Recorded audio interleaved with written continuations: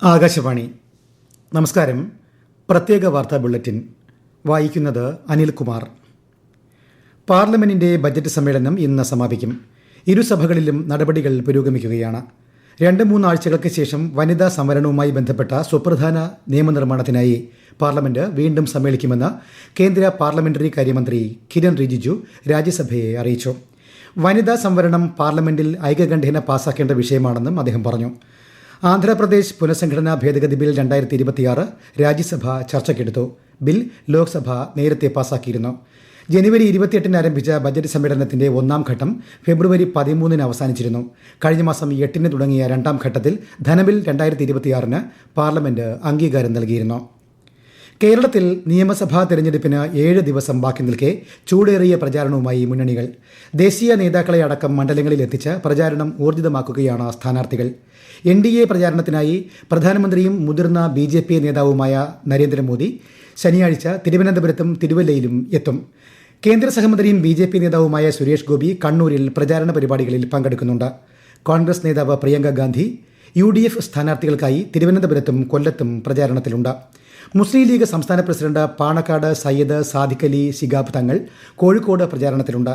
മുഖ്യമന്ത്രിയും മുതിർന്ന CPIM നേതാവുമായ പിണറായി വിജയൻ കോഴിക്കോട് LDF പ്രചാരണത്തിൽ പങ്കെടുക്കും. CPM പോളിറ്റ് ബ്യൂറോ അംഗം പ്രകാശ് കാരാട്ട് ഇന്ന് കൊച്ചിയിൽ തെരഞ്ഞെടുപ്പ് പരിപാടികളിൽ പങ്കെടുക്കുന്നുണ്ട്. നിയമസഭാ തെരഞ്ഞെടുപ്പിനുള്ള പ്രകടന പത്രികകൾ LDF, UDF മുന്നണികൾ ഇന്ന് പുറത്തിറക്കി. CPIM മുതിർന്ന നേതാവും മുഖ്യമന്ത്രിയുമായ പിണറായി വിജയൻ കോഴിക്കോട് നടന്ന ചടങ്ങിലാണ് LDF പത്രിക പുറത്തിറക്കിയത്. കേവല ദാരിദ്ര്യം ഇല്ലാതാക്കുക, പഠനം പൂർത്തിയാക്കുന്ന എല്ലാ വിദ്യാർത്ഥികൾക്കും ക്യാമ്പസ് പ്ലേസ്മെന്റ് തുടങ്ങിയ പ്രഖ്യാപനങ്ങളാണ് പ്രകടന പത്രികയിലുള്ളത്. UDFന്റെ പ്രകടന പത്രിക കൊച്ചിയിൽ നടന്ന ചടങ്ങിൽ മുതിർന്ന നേതാക്കൾ ചേർന്ന് പുറത്തിറക്കി. സ്ത്രീകൾക്ക് KSRTC ബസ്സുകളിൽ സൗജന്യ യാത്ര, കോളേജ് വിദ്യാർത്ഥിനികൾക്ക് 1000 രൂപ പ്രതിമാസ ധനസഹായം തുടങ്ങിയവയാണ് UDFന്റെ തെരഞ്ഞെടുപ്പ് വാഗ്ദാനങ്ങൾ. പാവപ്പെട്ട കുടുംബങ്ങളിലെ സ്ത്രീകൾക്ക് പ്രതിമാസം 2500 രൂപ റീചാർജ് ഉള്ള ഭക്ഷ്യ ആരോഗ്യ സുരക്ഷാ കാർഡ്, എയിംസ് തുടങ്ങിയവ ഉൾപ്പെടുത്തിയ പ്രകടന പത്രിക കഴിഞ്ഞ ദിവസം NDA പുറത്തിറക്കിയിരുന്നു. അവശ്യ സർവീസ് വിഭാഗത്തിൽ ഉൾപ്പെടുന്നവരുടെ വോട്ടിംഗ് കണ്ണൂർ ജില്ലയിൽ ആരംഭിച്ചു. ഫോം 12D മുഖേന തപാൽ വോട്ടിന് അപേക്ഷിച്ച മാധ്യമപ്രവർത്തകർ ഉൾപ്പെടെയുള്ള വോട്ടർമാർ പോസ്റ്റൽ വോട്ടിംഗ് സെന്ററിലാണ് വോട്ട് രേഖപ്പെടുത്തി തുടങ്ങിയത്. ജില്ലയിലെ 11 നിയമസഭാ മണ്ഡലങ്ങളിലായി 21 കേന്ദ്രങ്ങൾ സജ്ജീകരിച്ചിട്ടുണ്ട്. നിയമസഭാ തിരഞ്ഞെടുപ്പ് ഹരിതചട്ടം പാലിച്ച് നടത്തുന്നതിനും എല്ലാവരും വോട്ട് രേഖപ്പെടുത്തണമെന്ന സ്വീപ്പ് ബോധവൽക്കരണത്തിന്റെയും ഭാഗമായി കാസർഗോഡ് ജില്ലാ ശുചിത്വ മിഷന്റെ നേതൃത്വത്തിൽ സൈക്കിൾ റാലി സംഘടിപ്പിച്ചു. കാഞ്ഞങ്ങാട് പഴയ ബസ് സ്റ്റാൻഡിൽ നിന്ന് ആരംഭിച്ച റാലി ബേക്കൽ കോട്ട വഴി ബേക്കൽ ബീച്ച് പാർക്കിൽ സമാപിച്ചു. പശ്ചിമബംഗാളിൽ 2ാം ഘട്ട നിയമസഭാ തെരഞ്ഞെടുപ്പ് വിജ്ഞാപനം ഇന്ന് പുറപ്പെടുവിക്കും. ഈ മാസം 29-ന് നടക്കുന്ന 2ാം ഘട്ടത്തിൽ 142 മണ്ഡലങ്ങളിൽ വോട്ടെടുപ്പ് നടക്കും. ഈ മാസം 9 വരെ നാമനിർദ്ദേശ പത്രിക സമർപ്പിക്കാം. സൂക്ഷ്മ പരിശോധന തൊട്ടടുത്ത ദിവസം നടക്കും. ഈ മാസം 13-നാണ് പത്രിക പിൻവലിക്കാനുള്ള അവസാന തീയതി. അതേസമയം ആദ്യഘട്ട തെരഞ്ഞെടുപ്പിനുള്ള നാമനിർദ്ദേശ പത്രിക മറ്റന്നാൾ വരെ സമർപ്പിക്കാം. പശ്ചിമബംഗാളിൽ എക്സിറ്റ് പോളുകൾക്ക് വിലക്ക് ഏർപ്പെടുത്തി തെരഞ്ഞെടുപ്പ് കമ്മീഷൻ.